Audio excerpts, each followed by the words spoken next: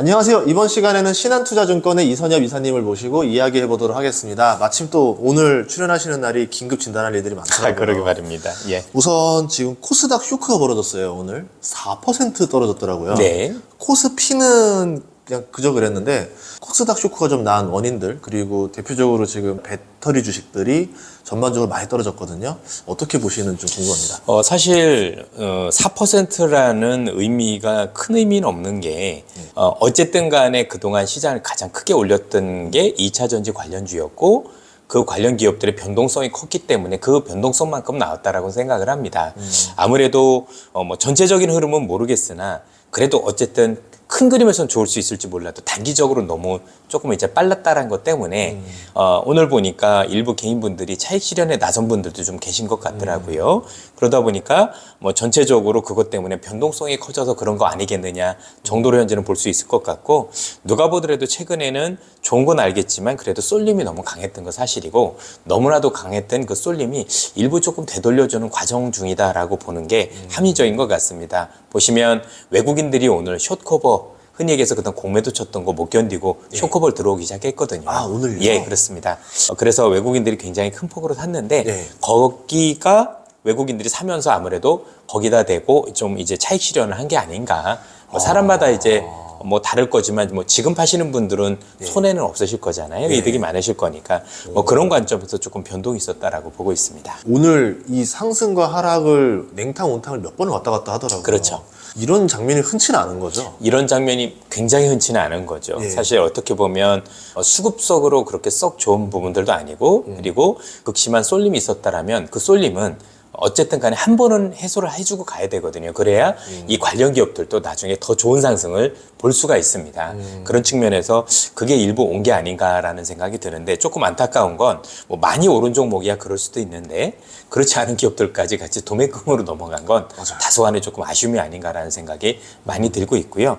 그만큼 이제 투자자분들께서도 굉장히 시장이 조금 뭔가 불안정해졌다라는 느낌을 많이 받으셨을 거예요. 그래서 그게 일부 제가 볼 땐 보정이 되는 과정 속에 있다라고 보여집니다. 보통 이제 이러고 나면은 이제 사람들이 불안하고, 이제 배터리 주식들은 불안하고, 그렇다고 다른 주식 사자니 딱히 뭐 보이지도 않고, 이제 장세가 그럼 어떻게 흘러갈지 좀 궁금하거든요.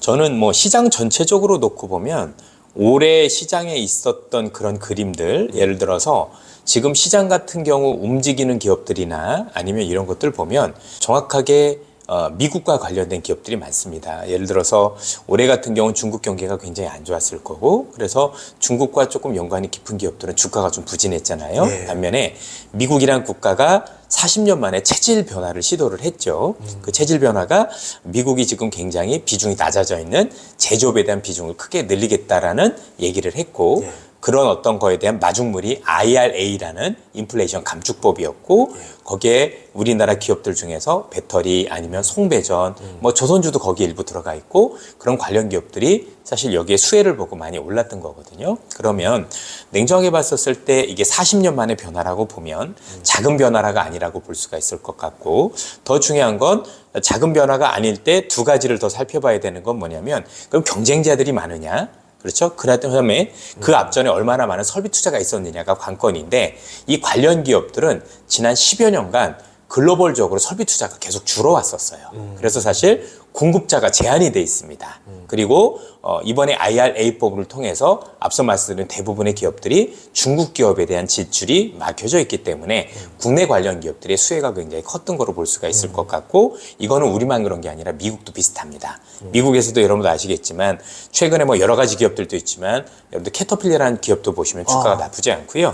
제네럴 일렉트릭이라고 있습니다. GE라는 기업도 보시면은요, 거의 뭐 차트가 거의 하루에 한 번씩 계속 따박따박 오르고 있을 정도로 긍정적인 모습을 보이고 있어서, 이건 국내와 해외가 다르지 않은 모습이고, 그러면 일단 40년 만에 큰 변화, 그런 상황에서 경쟁자가 제한이 되어 있고, 그리고 그 앞전에 있었던 설비 투자가 크지 않았다라고 본다라면 사실상 큰 그림은 여전히 열려 있는 게 아닌가라는 생각을 가지고 있습니다. 사실 아시겠지만 이런 비슷한 일들이 언제 한번 있었냐면 2000년대 초반에도 있었어요. 2000년대 초반에 우리 중국이라는 국가가 2001년에 WTO에 가입을 하고 그때 산업화라는 걸 진행을 했었거든요. 그런데 산업화를 할 때 중요한 건 그 앞전에 지금처럼 한 10여 년 동안 관련 기업들이 구조조정이 돼서 사실 공급을 해줄 수 있는 기업들이 한국 정도로 제한돼 있었습니다. 그런데 중국의 설비 투자가 굉장히 커지니까 거기 설비 투자를 이렇게 제공해 줄 수 있는 기업이 사실 한국에 있는 조선 업종이라든가 철강 업종이었었고, 그래서 아마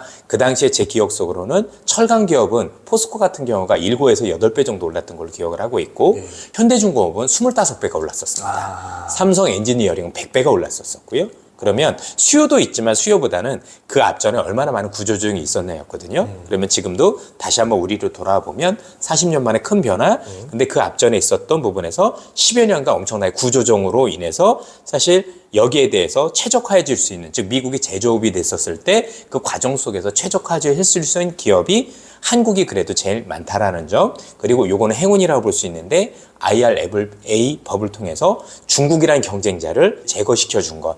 만약에 중국하고 같이 들어갔으면 우리가 이 정도 주가는 아니었을 텐데 중국이라는 기업들이 제거가 되다 보니 사실 우리가 조금 더 큰 수혜를 얻는 모습을 보였었고, 그럼 이게 업종별로 또 그 안에서 있는 종목별로는 굉장히 다를 겁니다. 지금도 말씀 주셨지만 2차 전지라고 다 올라가는 건 아니잖아요. 그쵸. 그렇죠? 그랬던 것처럼 그 관련 업종에서도 되는 기업과 안 되는 기업들은 여전히 제가 볼 땐 차별화되면서 향후에 뭐 제가 볼 땐 큰 그림은 훼손되지 않았다라고 보고 있습니다.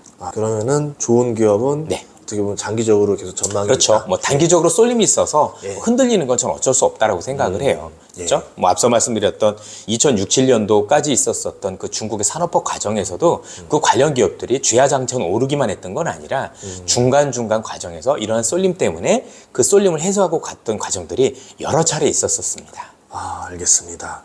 또 이제 그리고 코스피 이런 거 보면은 이제 한동안 흐름이 2차 전지 관련주들이 많이 올랐고 나머지 주식들은 그렇게 움직임이 안 보였었거든요. 이게 어떤 상황이었었는지, 왜 안 올랐는지, 그러면은 이 중에서 좀 그래도 옥석 가릴 만한 것들은 없는지 좀 알고 싶습니다. 뭐 전체적으로 놓고 보면 시장과 관련해서는 전 개별 종목 중심으로 해야 된다라고 생각을 하고 있고요.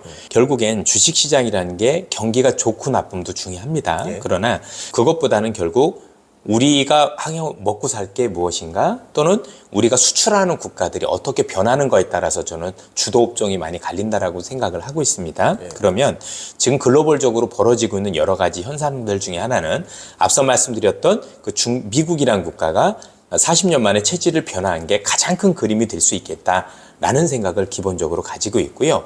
두 번째는 저는 올 초부터 이제 AI 관련 기업들이 굉장히 좋을 거라는 생각을 많이 가지고 있었는데, 최근에 애플이란 기업이 AI 나도 할 수밖에 없겠구나라고 뛰어든 거 보면 정말 안 하면 안 되는 새로운 사업으로 됐다라고 생각을 합니다. 그런데 중요한 건 AI 관련 기업은 사실 AI 관련 기업이어야 되는 거잖아요. 그런데 아무래도 한국에서는 관련 기업들이 굉장히 제한적이다 보니까 그게 발달했을 때 올라가는 하드웨어 중심으로 사실 시장에 접근이 있었다라고 보여지는데, 아마도 올 3분기, 4분기부터는 한국에서도 그와 관련된 기업들이 생각보다 많이 드러날 수 있다라고 생각을 하고 있습니다. 그러면 이제 많이 질문을 주시는 요지들 중에서 뭐가 중요하냐면, 그 기업들은 AI를 할 수 있는 기업들은 정말 수조 원의 자금이 필요한 기업들만 할 수 있어라는 게 최근까지의 트렌드였었거든요. 실제로도 그랬었고, 뭐 GPT 만드네, 생성 AI 만드네 하면 오픈 AI가 그거 안에다 3조 7천억 들었다고 하고, 뭐 그 GPU도 요즘 더 비싸졌으니까 그럴 가능성이 높다라고 생각을 하는데요. 최근에 아시겠지만 메타라는 기업이 자기네가 가지고 있었던 라마2라는 이 파운데이션 모델, 기본적인 GPT 모델을 공개를 했습니다. 오픈으로. 그러면 이거를 공개를 하게 되면 이 공개된 모델로 얘네들이 상업화도 할 수 있다라고 얘기를 했거든요. 그럼 이거를 파인 튜닝이라는 걸 합니다. 쉽게 말하면 튜닝을 하는 거죠. 그렇게 하게 되면 경량화 모델이 가능해집니다. 그래서 우리가 알고 있던 기존에 있었던 GPT 모델은 1750억 개의 파라미터를 가지고 하다 보니 일단 데이터도 비싸고 그걸 구동할 수 있는 컴퓨터도 슈퍼컴퓨터여야 되고 한번 구동할 때도 비용이 많이 들었지만 이렇게 메타는 요걸 가지고 세 종류로 했더라고요. 뭐 70메가 뭐 쭉 해서 굉장히 경량화된 모델을 내놨습니다. 이렇게 경량화된 모델을 내놓으면 한 달이나 두 달 안에 이걸 바탕으로 특정 업종이나 특정 기업에 맞는 AI 프로그램을 만들 수가 있습니다. 그래서 실제 메타1이 나왔었을 때 상업용으로 허락은 안 하지만 너희들이 한번 해봐라고 오픈소스로 내놓은 적이 있었거든요. 그 당시에도 여러분들 뉴스로 한번 보시면 어떤 라마1을 기반으로 해서 스탠퍼드 대학교에서 우리가 알고 있는 알파카라는 프로그램을 만들었었고 또 버클리 대학교에서 비쿠나라는 프로그램을 만들었었는데 이게 굉장히 경량화된 모델입니다. 쉽게 얘기해서 그 정도 슈퍼컴퓨터가 아니어도 충분히 비슷한 성능을 낼 수 있는, 그래서 뭐 알파카까지는 아니지만 비쿠나 정도까지 가면 GPT 성능의 90%까지 올라오는 게 확인이 됐는데 중요한 건 이걸 만드는 기간이 2주밖에 안 걸렸어요. 그리고 비용도 500만 원이 안 들었어요. 굉장히 싼 걸로, 물론 이걸 구동을 하기 위해서는 메타가 가지고 있는 그 큰 프로그램 안에서 이렇게 뭐 구동을 해야 되는 건 어쩌는 게 있지만 어쨌든 이걸 바탕으로 특정 업종에 대한 건 만들 수 있는 그런 것들을 열어놨기 때문에 아마 그런 기업들이 미국에서도 한국에서도 여러 보이지 않을까라고 생각을 하고, 그런 기업들이 생각보다 강력한 시장에서 어떤 그 붐을 일으킬 수도 있어서 저희 표현으로 나쁘게 얘기하면 잡주의 시대가 올 수도 있는, 그렇죠? 스몰 그렇게 될 수도 있는 예. 그런 상황들이 펼쳐질 수도 있을 거라는 생각을 가지고 있어서 그런 어떤 움직임들도 우리가 좀 잘 봐야 되지 않을까라는 생각을 하고 있고요. 마지막으로는 이제 중국인데, 제가 올 초에 중국에 대해서는 사실 긍정적으로 봤던 사람입니다. 그런데 제 생각처럼 되지 않았습니다. 요건 제가 사과드리도록 하겠습니다. 그래서 제 전망과는 다르게 일단은 리오프닝까지는 좋았는데 그 이후에 뭔가 조금 이어갈 거라는 전망이 사실 빗나갔거든요. 네. 그래서 전체적으로는 생각대로는 중국은 안 됐다라고 보여지는데 그럼에도 여전히 기대가 낮음에도 불구하고 중국이 최근에 굉장히 다급한 모습은 보여준 것 같습니다. 최근에 정치국 회의라는 걸 시진핑 주석이 주재를 했고 네. 그게 이제 전일 얘기했었죠. 네. 거기에서 자기네가 경제가 어려워지고 있고 이런 문제들이 있다라고 얘기를 했습니다. 거기에 청년 실업 문제도 얘기했고 여러 가지 얘기했는데 그중에 핵심 중점 사항으로 부동산을 지목을 했습니다. 네. 이것 때문에 어려우니 여기에 대해서 뭔가 조치가 나올 수 있는 어떤 얘기들을 하고 있다는 게 굉장히 중요하고, 그래서 아마 신문 기사를 통해서 보셨겠지만 부동산에 대해서 뭐 투기 뭐 이런 문구를 뺐다고 그러죠. 그 얘기 자체가 이제는 경제가 너무 어려워져서 여기에 대해서도 우리 기대만큼은 아닐 수 있겠지만 어쨌든 간에 뭔가 손을 댈 수 있는 그런 환경이 와가고 있다. 많은 분들께서 이것과 관련해 조금 반론이 있으신 분들도 있는 게 사실이에요. 중국이라는 국가가 지금 인구가 너무 많이 줄고 있고 지금 지방에서도 부동산이 너무 많이 늘고 있어서 여기에 대해서 굉장히 강력한 정책을 쓸 수는 없을 것이다 라고 얘기하신 분들도 있으세요. 예. 저도 그 의견을 들어보면 굉장히 맞는 말씀이라고 생각을 하는데, 또 다른 한편으로 보면 경제라는 건 사람의 몸과 똑같습니다.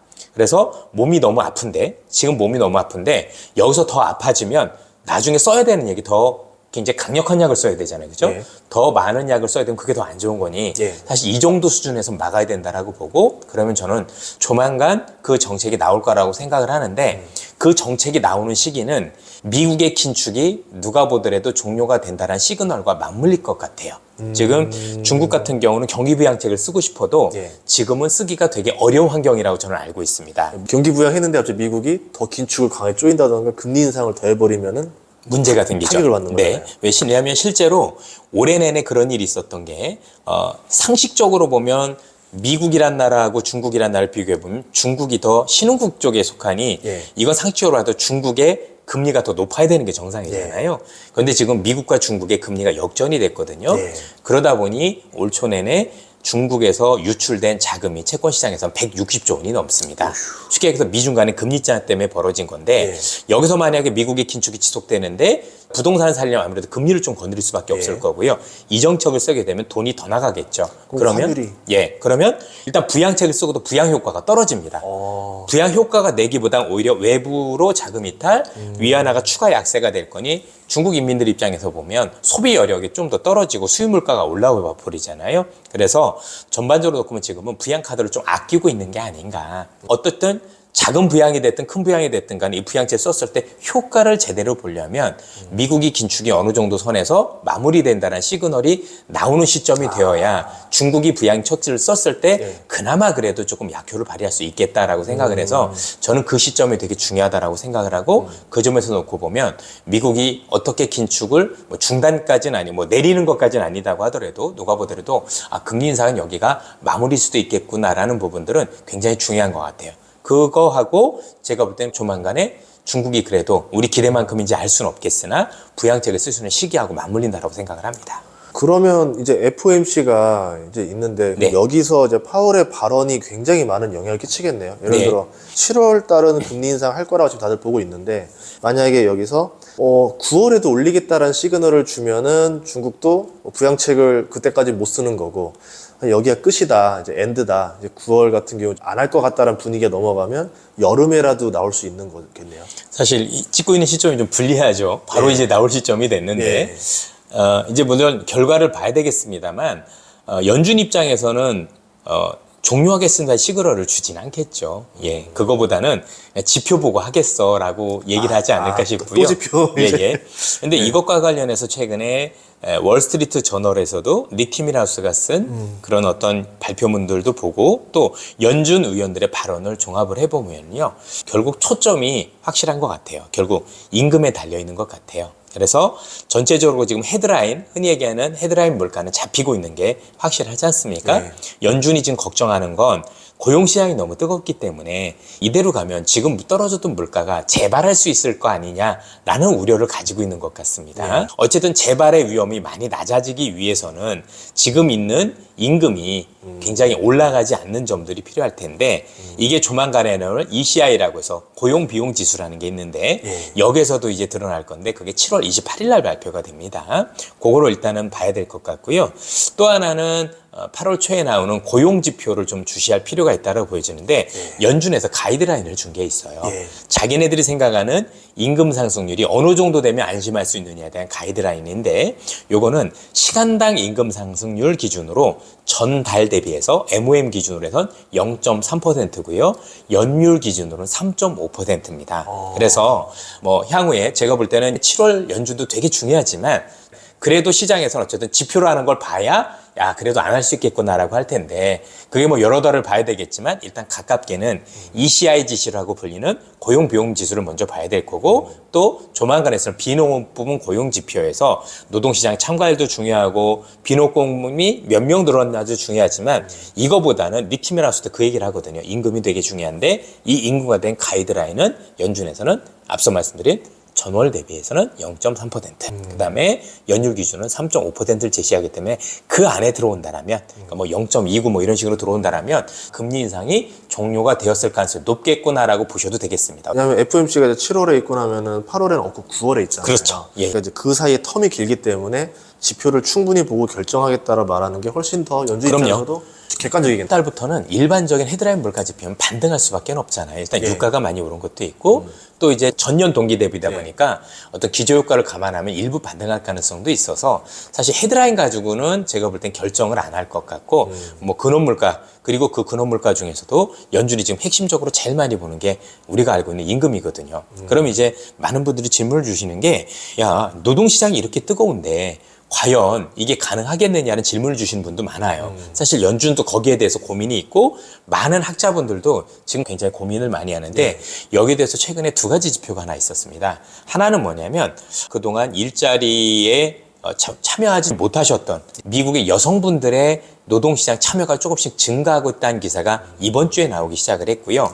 이민자들도 조금씩 늘고 있다는 기사들이 뜨고 있습니다. 그래서 노동시장에 참여자들이 많아지면 아무래도 내가 갈 수 있는 일자리가 이제 줄어들 수밖에 없잖아요. 그렇죠. 그럼 임금을 덜 올리는 효과도 있고요. 이거보다 더 무서운 얘기가 있더라고요. 뭐냐면 미국에서 요즘 팀 문화 가보셨잖아요. 최근에. 정말 팀 많이 내지 않으셨습니까? 진짜 놀랐어요. 그러니까 그렇죠. 이게 말도 안 되죠. 예전이랑 다른 것 같아요. 15, 20, 25 중에 선택을 하래요. 그렇죠. 예. 그리고 아니 뭐 정말 저도 뭐 미국에 자주 가지만 미국에 가서 예전에 뭐 당연히 식당에서 그런 어떤 서비스를 받으면 팁 주는 게 일반적이었지만 요즘은 뭐 마트에서 그냥 계산만 하는데도 팁을 달라고 얘기를 할 정도잖아요. 제가 받아와서 제가 갖다 넣었는데도 팁이라는 거예요. 맞습니다. 그래서 그것 때문에 임금이 안 오른다는 얘기가 많아요. 미국 기업들이 임금을 안 올려주고 대신에 당신들 팁 받으세요라고 해서 팁 문화를 정책을 시키면서 기업 입장에서는 내가 내야 될 임금에 대한 부담을 소비자한테 전가를 시키는 거죠. 이러다 보니 지표상으로는 사실상 MOM 기준으로 아까 얘기했던 대로 임금 상승률이 생각보다 낮은 거예요. 기업들 입장에서 놓고 보면 이 비용을 내가 감당하기는 되게 싫고 또 나중에 혹시 경제가 나빠졌을 때 사람을 잘라야 될 필요성도 있을 텐데 그러려고 하다 보니 고육지책으로 쓴 게 이런 문화가 됐다라고 해서 이게 미국에서 신문 기사가 된 거거든요. 사실 우리가 보는 사실 눈속임인데 예. 지표상 임금 상승률은 적결한 것처럼 보인다. 어쨌든 연준은 그래도 그걸 준용을 할 것 같아서 그쵸. 제가 볼 때는 그런 것들이 어느 정도 현실화 된다면 꼭 우리가 봤었을 때 뭐 나쁘게만 볼 필요 없겠구나 이렇게 생각할 수도 있을 것 같습니다. 그럼 이제 8월 또 되면 말 이제 잭슨홀 미팅 있잖아요. 이제 그때마다 또 한 번씩 변곡점이 있었던 것 같은데 맞습니다. 예. 이번엔 좀 어떤 이야기들이 나올 수 있을까요? 아무래도 지금 진행되고 있는 물가 또는 향후의 긴축의 종료를 어떻게 가져갈 것이냐에 대한 얘기들이 좀 많이 나오지 않을까라고 생각을 합니다. 그죠? 네. 그래서 우리가 보더라도 지금 뭐 금리를 당장 내리겠다는 얘기는 못 할 것 같고 미국의 참 그 어려운 되게 좋은 고용시장이죠. 그죠? 네. 지금 사람이 너무나 부족한 이 고용시장을 놓고 보면 누가 보더라도 금리를 쉽게 내리지 못할 것 같아요. 그렇죠? 물론 연말쯤에 미국에서 혹시 사업용 부동산 문제 때문에 네. 일부 보험적 금리 인하라고 하면 추세적인 금리 인하가 아니라 일시적으로 한두 번 정도 내리는 금리 인하 가능성을 완전히 배제할 수는 없지만 그런 점들을 뺀다라고 보면 미국이 뭔가 우리가 이전에 봤던 것처럼 추세적인 금리 인하를 안 할 가능성이 높거든요. 그런데 이것과 관련해서 아마 여러 가지 얘기들이 오가지 않을까. 특히 우리가 좀 눈여겨봐야 될 부분들은 지금 지내고 있는 QT, 그렇죠? 양적 긴축을 시작을 하고 있는데 요것과 관련된 시그널 어떻게 줄 거냐에 대한 얘기도 많이 나올 것 같아요. 아무래도 그걸 통해서 우리가 봤을 때는 긴축이 종료가 되고 또 안에 혹시 금리와 관련된 전환점이 될 수 있구나라고 느낄 수가 있을 것 같아서 뭐 그때는 아무래도 그런 점들이 많이 협의가 되지 않을까 싶습니다. 그리고 안 그래도 유동성이 좀 궁금했는데 네. 미국 같은 경우는 지금 유동성이 줄어들고 있는 거예요? 반등을 하고 있는 거예요? 좀 어떤 상황인 거예요? 줄어들어도 너무 풍부한 거죠. 그래도 여전히 풍부한 거죠. 예. 시중에서 갈 수 있는 데는 많지 않고 우리나라도 그렇잖아요. 주시장에 들어온 돈 보면 생각보다 그렇게 조였다고 하더라도 굉장히 풍부한 거죠. 그래서 조였다 늘렸다 이것도 굉장히 중요하지만 자체적으로 유동성 시장이 많은 것도 문제라고 생각을 하고 있습니다. 궁금한 게 이제 미국 같은 경우 빅테크들이 많이 올랐는데 예. 이제 뭐 은행주라던가 정유주라던가 뭐 제조업이라던가 이런 기업들 있잖아요. 금리 뭐 동결, 뭐 이제 뭐 QT 이런 얘기가 나오면은 이제 어떻게 보면 은행 금융 기업들이랑 바로 연관적이니까 여기들은 이제 어떤 결과가 나올 수 있을까요? 금융이나 이런 기업들 같은 경우는 지금 있는 금리 상황도 되게 중요하지만 긍정적인 면도 있고 부담되는 면도 양면돼 있는 것 같아요. 예를 들어서 하반기로 들어설수록 어쨌든 간에 사업용 부동산에 대한 이슈는 한 번은 밟고 넘어갈 수 있다는 점에서 놓고 보면 특히 중소형 은행들, 더 작은 은행들 같은 경우는 한 번 정도 제가 볼 때는 인수 또 합병되는 또 다른 그림이 한 번 정도 나올 수 있겠다. 만약에 그렇게 돼서 큰 은행들이 인수 합병되게 되면 그들의 힘은 더 막강해지는 그런 모습이 될 수도 있겠죠. 근데 지금 아시겠지만 혹시나 미국이 어느 정도 긴축 시그널을 FOMC는 주지 않았지만 우리 스스로 그럴 수 있을 거라고 믿게 되면 그럼 미국 국채라는 게 조금 내려갈 거 아니에요? 그러면 미국의 주택담보대출 금리도 내려가거든요. 그러면 생각보다 지금 주택 매매가 활발해질 수도 있을 것 같아요. 최근에 보니까 미국이 2008년 이후로 주택을 거의 짓지를 않았어요. 그래서 주택이 정말 많이 부족한 건 알고 계실 거고 그런 상황에서 지금 비싸도 주택을 사는 사람들이 많이 늘어나고 있는데 지금 주택 매물이 많이 늘어나지 않는 이유 중에 하나가 뭐냐면 기존의 주택을 가지고 있던 분들은 금리가 1%대 금리로 고정금리로 가지고 있어도 안 팔고 있는 거거든요. 왜냐면 내가 또 이 집을 팔고 사면 너무 비싼 금리로 해야 되니 그쵸. 그래서 이 금리가 내려오기 시작을 하면 이 사람들이 이제 내놓고 내가 새 집을 사도 되니까 그런 매매가 일어날 수도 있을 것 같아요. 그래서 아마 우리나라도 비슷하지만 그런 주택 매매를 할 때는 아무래도 금리도 올라갈 거고 또 아무래도 부동산 매매가 있어야 돈이라도 빌릴 거 아니에요. 그렇죠? 그렇게 보면 그 자체적으로는 긍정적 영향을 미칠 수도 있겠다. 이렇게 생각을 하고 있습니다. 어떻게 보면은 이제 지금 1%와 예를 들어 떨어져 3%가 되면은 이게 대출 금리가 바뀌어 버리는 거니까 그쵸. 은행이 이득이 되는 거예요. 그리고 뭐 정유주 같은 경우는 사실 유가에 달려 있으니까 함부로 지금 전망하기는 좀 어려운 것 같아요. 제일 어려운 것 중에 하나라서. 뭐 오페크가 뭐 할지도 모르겠고 그래서 사실 저희도 정유주 투자는 정말 극단적일 때 빼놓고는 좀 쉽지 않은 예를 들어서 누가 보더라도 야 이건 말도 안 되는 유가야? 라는 거거나 아니면 누가 봐도 이건 너무 올랐어 이것도 말도 안 되다라고 할 때 빼놓고는 사실 정유주 가지고 뭔가 추세적으로 하기에는 쉽진 않았던 것 같습니다. 그러면 지금 빅테크들이 정말 많이 올라서 S&P 500도 보면은 실제로는 빅테크들이 다 올렸고 나머지들은 그렇게 동요하지 않거든요. 그럼 여기 같은 경우도 그러면 이제 AI 빨로 올랐다라 보면 나머지들은 좀 주목할 만한 업종은 없을까요? 우선 좀 빅테크부터 말씀을 드려야 될 것 같은데 예. 빅테크는 저는 크게 두 가지 이유가 있었다라고 생각을 해요. 하나는 뭐냐면 되게 지난해에도 여러 번 이걸 말씀을 드렸었는데 그 얘기를 했더니 정말 댓글이 너무 안 좋게 올라오더라고요. 무슨 얘기냐면 네. 빅테크 기업들은 경기가 안 좋을 거에 대비하면 미리 비용을 많이 줄여요. 사람을 많이 줄이고 그래서 비용을 선제적으로 줄였기 때문에 사실 이번에 실적 나온 거 보면 그 효과를 톡톡히 봤어요. 그래서 매출이 대단히 좋았다 보기보다는 그걸 비해서는 이익의 질이 되게 좋았다. 이 얘기는 선제적인 구조조정에 따른 어떤 비용 절감 효과를 많이 봤다라는 측면에서 일정 부분은 올라온 게 저희들이 볼 때는 충분히 익스큐즈가 됐다라고 생각을 하고 있고요. 두 번째는 역시 AI와 관련된 어떤 그 긍정적인 흐름들, 그런 흐름들에 대한 기대도 일부가 반영이 되었다고 봐야 되겠죠. 참고로 현재 앞으로 AI와 관련돼서 이 흔히 얘기하는 매그니피션트 세븐이라고 불리는 이 7개 빅테크 애들은 향후 어떻게 될지 본인들도 모릅니다. 그래서 왜냐하면 지금 AI 판도가 어떻게 될지 모르다 보니 어떤 일이 벌어졌냐면 애플이라는 기업 자체도 원래는 방관만 하고 있다가 와 이거 정말 가만히 있으면 안 되겠구나 해서 참전도 했단 말이에요. 더 웃긴 건 뭐냐면 마이크로소프트예요. 마이크로소프트가 오픈 AI가 다 이길 거라고 생각을 해서 오픈 AI하고 손을 잡았는데 갑자기 메타가 오픈 소스를 공개하면서 이러면 판도가 또 달라질 수도 있겠는데 해서 또 메타와도 손을 잡았다는 얘기죠. 이 얘기는 뭐냐면 마이크로소프트 자체도 누가 이길지 몰라. 그러니까 일단 이긴 편은 내 편인 거잖아요. 그래서 여기저기에 발을 올려서 향후에 있을 가능성에 대비하는 모습을 보였거든요. 그래서 미국 빅테크들이 볼 때 분명히 이건 서로 간의 전쟁인데 누가 최후의 승자가 될지 앞서 나갈지에 대해서는 본인들 스스로도 굉장히 혼돈스럽다라는 게 현재 시장의 모습인 것 같아요. 참 투자가 좀 어려워지는 것 같아요. 너무 어려워지고 있습니다, 저희들도. 저번에 중국 다녀오셨잖아요. 그래서 저 느꼈던 게 지금 미국은 뜨겁고 중국은 차갑잖아요. 네. 상황이 어느 정도인가요, 지금? 미국은 뭐 뜨거운 거는 이미 알고 계실 거고 고용 시장이 되게 뜨겁고 제가 바라본 중국은 제가 이제 뭐 중국을 뭐 몇십 년 동안 다녀봤지만 처음이었던 것 같아요. 역동성이 없는 중국은 처음 봤어요. 그러니까 좀 충격이었어요. 개인적으로는 내가 알던 중국이 아니잖아? 라는 생각이 들 정도로 활력도 없었고 그만큼 지표가 괜히 어려운 게 아니었구나. 반대로 생각해서 그래서 뭔가 나올 것 같은데 라고 생각을 했는데 그게 생각보다 자꾸 늦어졌기 때문에 더 힘들었던 거죠. 그리고 그 늦어진 이유는 앞서 말씀드렸던 미국이 긴축하고 있었을 때 어려웠던 상황이 아닌가라는 건데 중국 정부의 생각이 처음에는 좀 달랐던 것 같아요. 예컨대 청년 실업률이 최근에 20%가 넘는다라고 말씀하지 않습니까? 제 기억 속엔 21.8% 정도 됐던 거라고 생각을 하는데 데이터를 뜯어보면 아주 재밌는 현상들이 벌어집니다. 첫 번째는 일단 그 청년들 중에서 56%가 고졸이합니다. 쉽게 해서 대졸자들도 문제가 되지만 사실상 더 문제가 되고 있는 농촌에서 올라온 분들이 굉장히 실업률이 높다라는 게 일단 초점이 되고요. 이 사람들이 도시로 왔었을 때 할 수 있는 일자리는 일단 제조업에 가서 일자리가 있을 거고 또 우리나라도 그렇지만 빅테크 이런 것들이 있으면 배달할 수 있는 것들이 있을 거고 여러 가지가 있을 건데 지금 이런 일자리들이 굉장히 철퇴를 많이 맞았어요.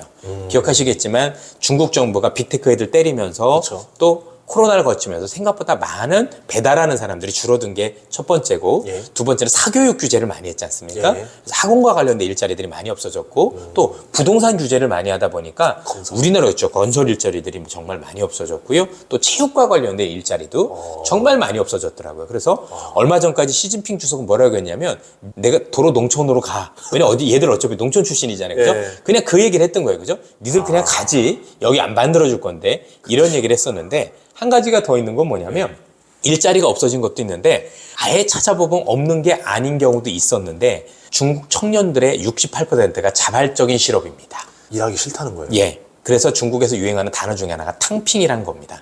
말 그대로 놀고 먹는 거죠. 그죠? 그래서 내가 일하고 싶을 때 일하고 안 하고 싶을 때 안 하고 뭐 이런 식의 것들도 있는 것 같아요. 그래서 뭐 그럼에도 불구하고 좋은 일자리를 만들어줘야 된다는 건 분명해 보이지만 어쨌든 중국의 활력이 이전보다 없어진 건 사실인 것 같고 정부가 원하는 일자리와 청년들이 일하는 일자리가 서로 다른 측면에서 미스매칭이라고 얘기가 많이 하잖아요. 이런 측면에서 쉬운 모습은 아닐 것 같은데 최근에 있었던 정치공작 회의에서 이것도 거론을 했기 때문에 아마 그런 것과 관련된 일자리를 현재보다는 조금 더 늘려준 쪽으로 가지 않을까라는 생각을 하고 있습니다. 그래서 이전에 제가 봤던 중국이 아닌 거는 분명하지만 중국이 5%에 대한 성장률을 맞추기 위해서는 지금부터는 처방을 쓰지 않으면 그건 못 맞추는 정도가 아니라 완전히 밑으로 훅 꺼질 수도 있다는 점에서 놓고 보면 지금 아무도 중국에 대한 기대가 없잖아요. 쟤들아 너무 극단적으로 안 된다고 생각하는 거 보면 그거보다는 좀 더 좀 나은 그림을 그릴 수 있는 게 조만간 나올 수도 있겠다라고 저는 기대를 하고 있습니다.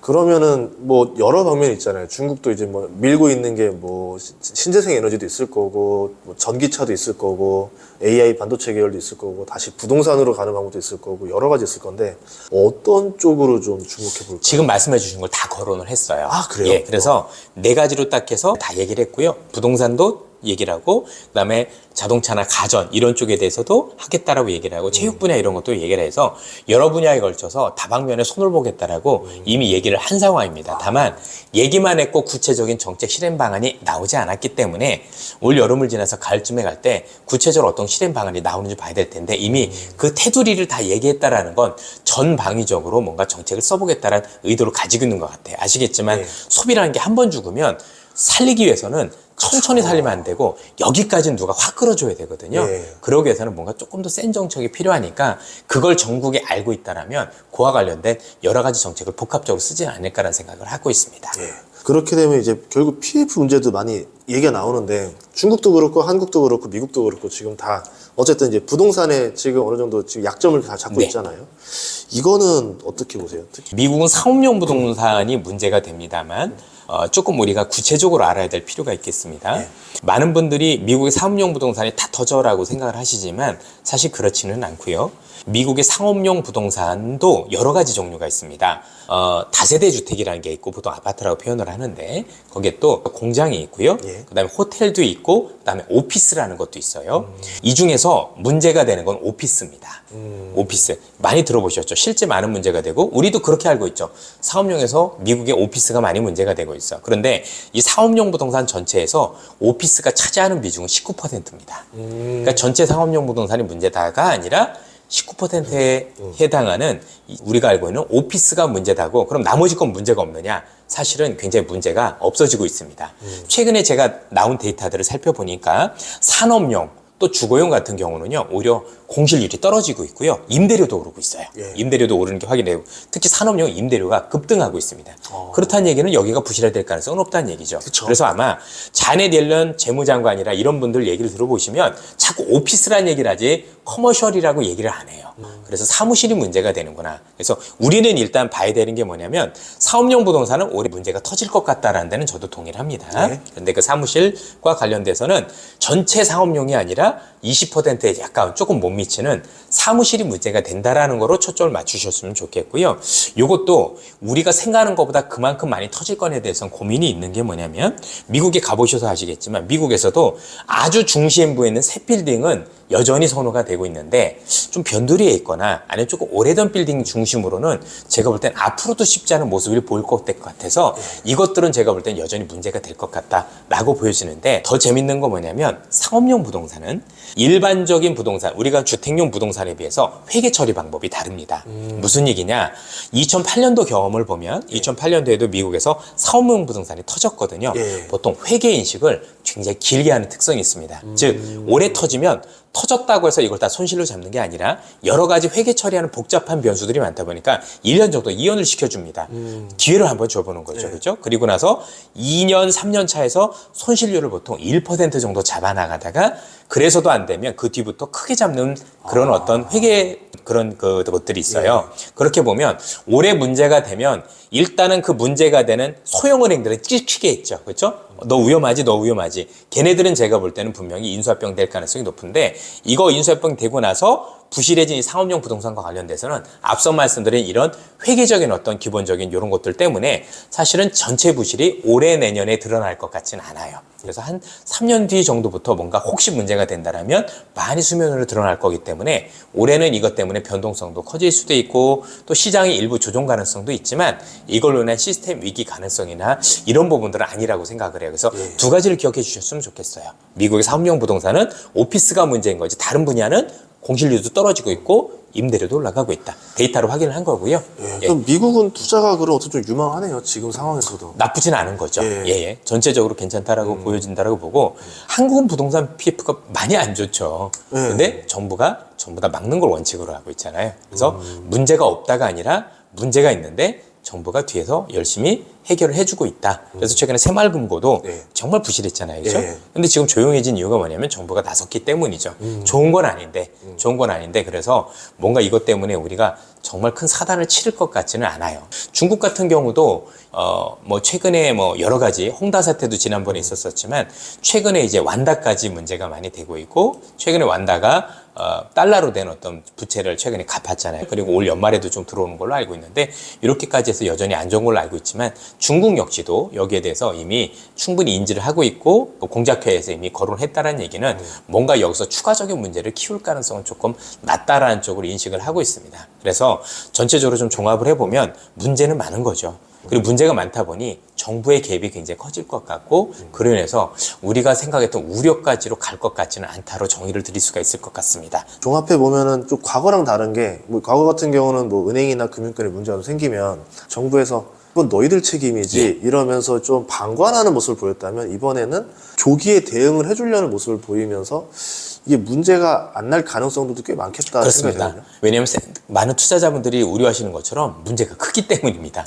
감당할 수 있는 정도가 아니다라고 생각을 하기 때문에 예. 사실 그렇게 했던 게 2008년 금융위기였던 거잖아요. 그죠? 예. 금융위기 때 기억하시겠지만 제일 중요했던 것들이 리만 브로더스로 와서 파산시키면 안 되는데 예. 그때 그 원칙을 들이댔던 거예요. 니들이 했고 그러니까 없애겠다. 없앴더니 그냥 없앤 정도가 아니라 거의 미국이 거덜날 뻔했죠. 그쵸. 그런 느낌을 볼 때는 일부러 이걸 가지고 벌집을 건드리려고 할 것 같지는 않습니다. 예.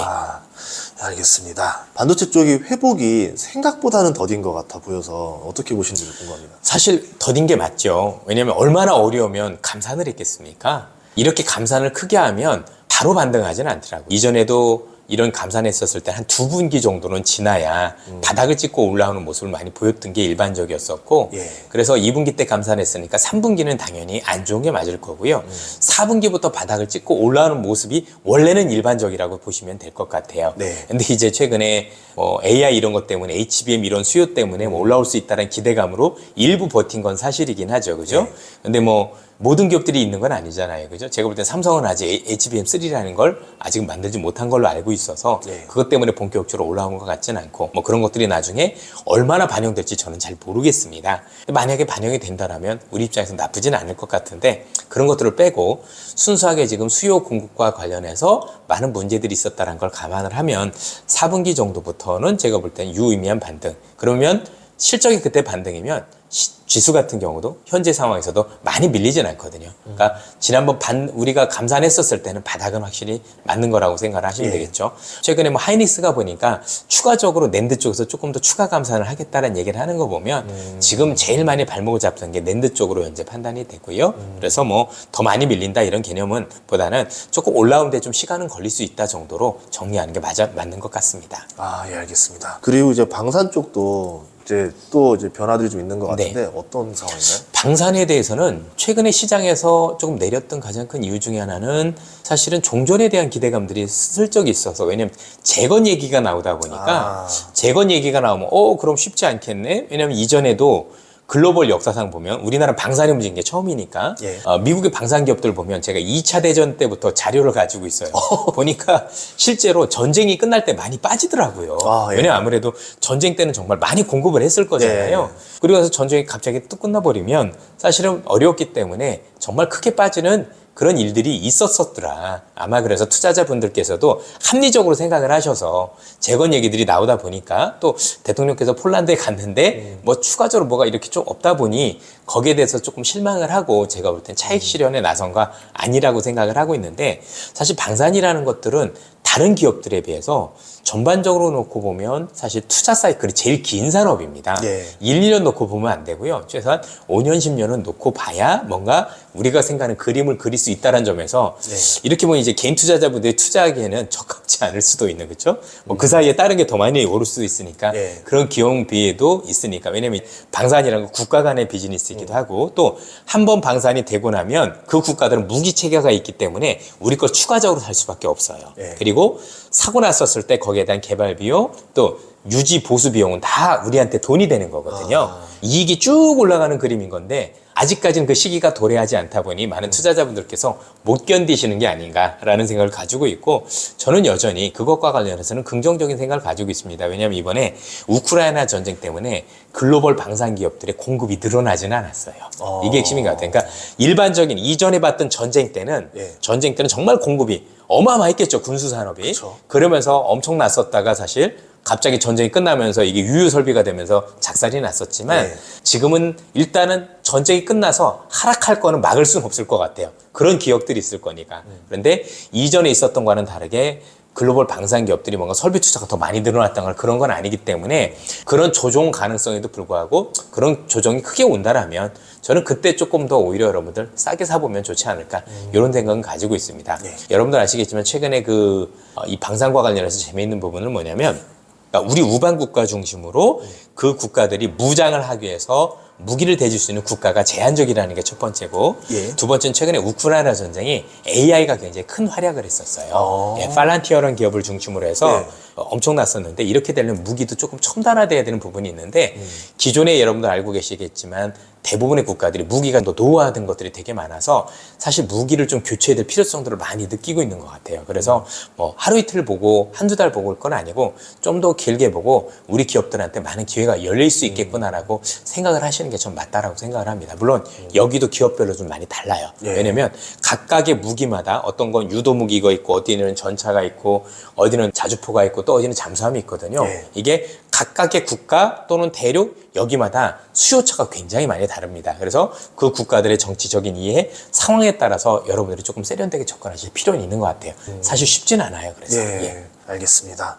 그리고 마지막으로 이제 하반기 좀 전망을 좀 알고 싶은데요. 어떻게 좀 생각하세요? 사실 최근에 좀 많이 올라와서 시장에 흔들림이 있을 수도 있다라고 생각을 하고 있지만, 그럼에도 불구하고 하반기 전망을 놓고 보면 현재 수준보다는 저는 긍정적인 그림을 그리고 있습니다. 뭐 얼마가 오르겠다 그런 말씀을 드리기는 어려울 것 같고, 첫 번째는 어쨌든 간에 삼성전자나 하이닉스에 대한 반도체 감산에 대한 효과가 어쨌든 하반기에 더 많이 반영이 될 수 있는 시간이 다가오고 있다는 점에서 놓고 보면 뭐 이 기업들이 주도주까지는 아니라고 하더라도 어쨌든 시장에 버팀목이 될 수 있다는 생각을 가지고 있고요.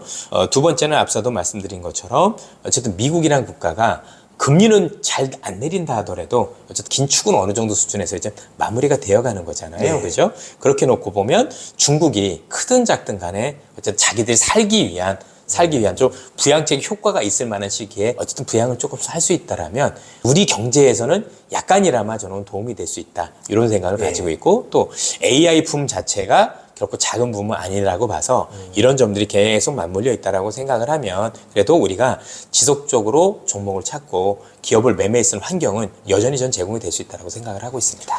상반기는 이제 빅테크 중심이라서 그래도 선택의 폭이 좁았잖아요. 객관식으로 치면 답지가 작아서 좋았는데 사실 되게 좋은 시장이었어요. 그렇죠? 그러니까 살 게 확실했어요.